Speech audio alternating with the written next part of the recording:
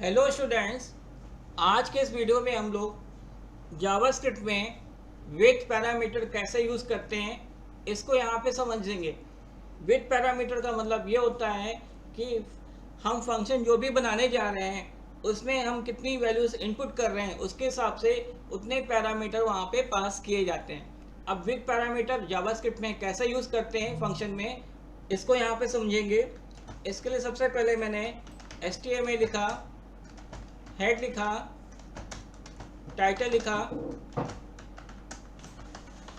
इसके बाद टाइटल को क्लोज करेंगे, then script type text oblique JavaScript लिखेंगे,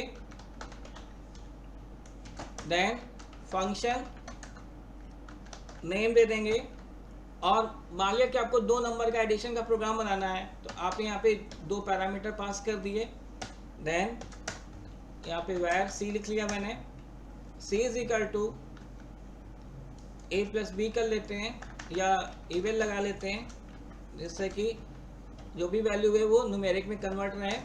देन डॉक्यूमेंट डॉट राइट, या अगर इसी वैल्यू को चलिए दोनों तरह से बता देते हैं, ऐड प्लस सी कर लेंगे, ये कर लिया मैंने। देन स्क्रिप्ट को यहाँ पे क्लोज करेंगे, देन हेड को क्लोज कर देंगे। अब बॉडी सेक्शन आता है, then script type text oblique JavaScript लिखेंगे। देन यहाँ पे चूँकि यहाँ पे देखिए आपने पैरामीटर पास किए हैं तो आपको यहाँ से वैल्यू इनपुट करानी होगी, तो हमने मान लिया कि अब डिफरेंट ले लेते हैं, पी और क्यू ले लिया। फिर P is equal to eval prompt enter the first number, Q is equal to eval prompt enter the second number। Then ये फंक्शन में कॉल होगा, कॉल होने पे फंक्शन का नाम क्या दिया था मैंने, ऐड, तो यहाँ पे क्या लिखेंगे, ऐड p कामा q। देन स्क्रिप्ट को यहाँ पे क्लोज करेंगे, देन बॉडी को क्लोज करेंगे, देन HTML को क्लोज कर देंगे। अब इसको सेव कर लेते हैं। अब इसको डिस्प्ले कराना होगा, ब्राउजर पे चलते हैं हम लोग। यहाँ पे F5 किया, सबसे पहले आपसे वैल्यू मांग रहा है, आपने दूसरी वैल्यू दे दी। इस तरह से ये एडिशन का प्रोग्राम बन गया। अब इसमें हो कैसे रहा इसको समझ लेते हैं। जैसे आप बॉडी सेक्शन में आते हैं यहाँ पे, तो यहाँ पे आपने पी और क्यू में वैल्यू इनपुट की और इसको फंक्शन में कॉल किया। कॉल होने पे पी की वैल्यू किस में जाएगी, फंक्शन की डिफिनेशन में ए में जाएगी, और क्यू की वैल्यू किस में जाएगी, बी में जाएगी।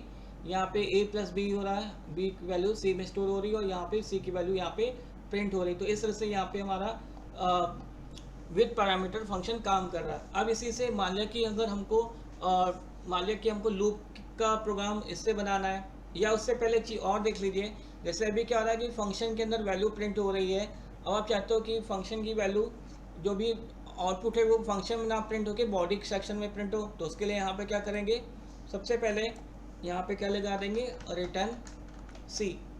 रिटर्न सी लगाने के बाद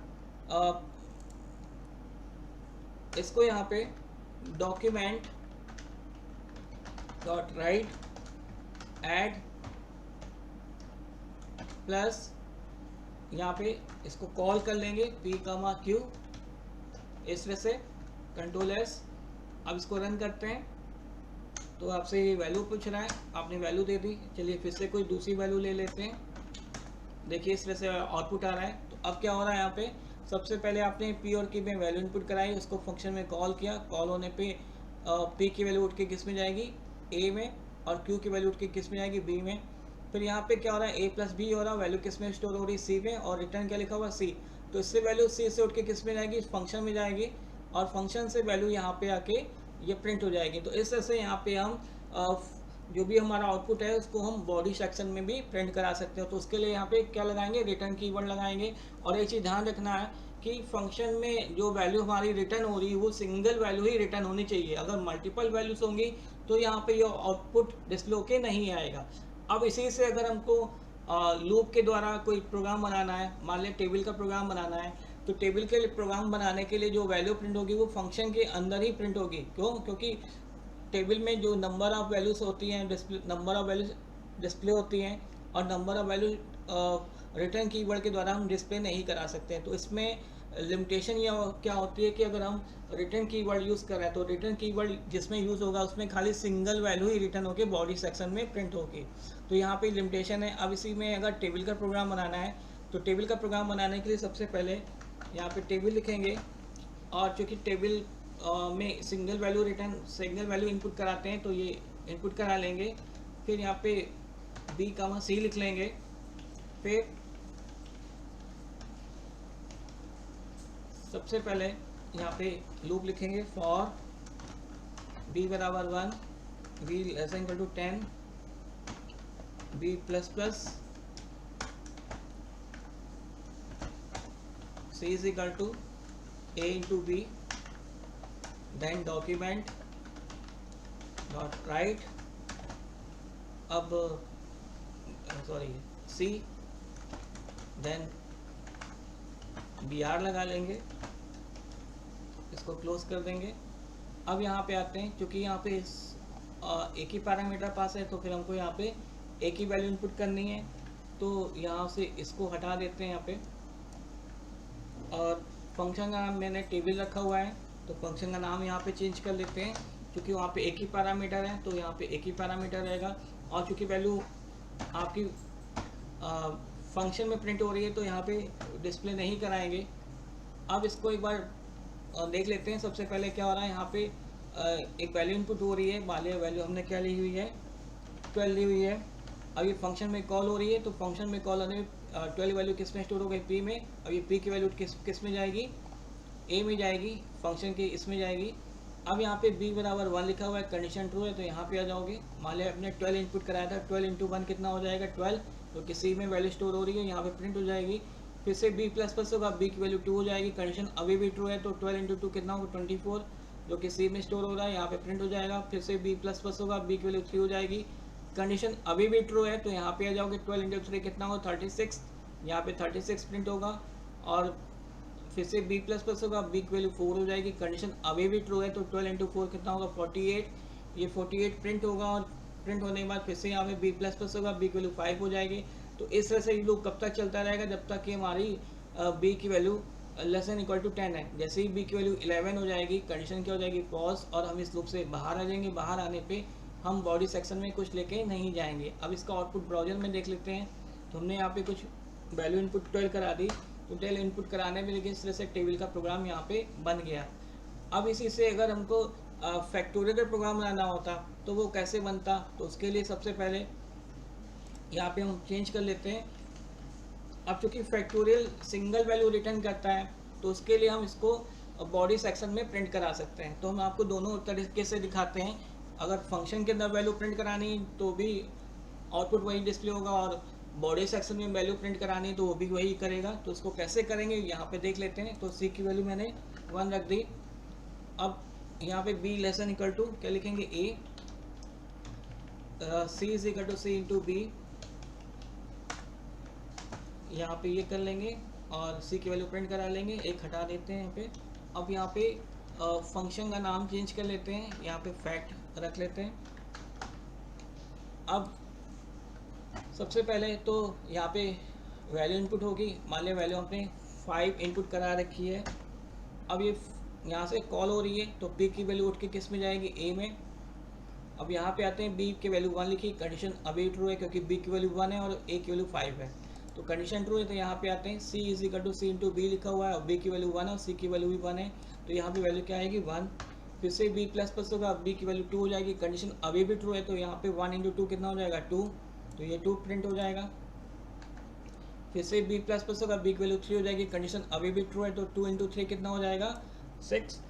फिर से B प्लस प्लस होगा, B की वैल्यू 4 है, कंडीशन अभी भी ट्रू है तो 6 इंटू 4 कितना हो जाएगा, 24, फिर से बी प्लस प्लस होगा, बी की वैल्यू 5 है, अभी भी कंडीशन 2 है, तो 24 इंटू 5 कितना होगा 120।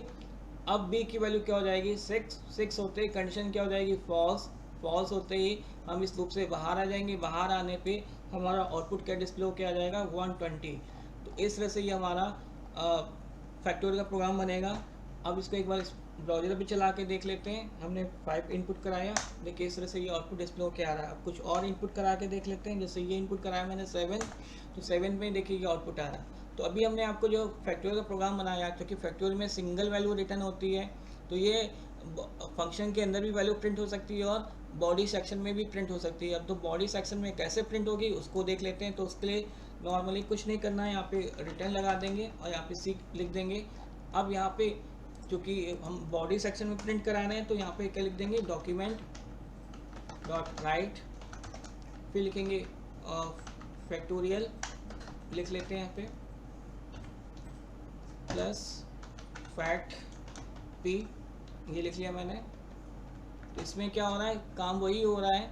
तो जो वैल्यू यहाँ पे प्रिंट हो रही थी वही वैल्यू जब रिटर्न होगी, तो मान लिया कि हमने वही 5 वाला ही एग्जाम्पल लेते हैं, तो 120 लास्ट में आया था, तो ये रिटर्न होके किस में जाएगी, यहाँ पे जाएगी और वैल्यू के फिर यहाँ पे डिस्प्ले होके आ जाएगी 120।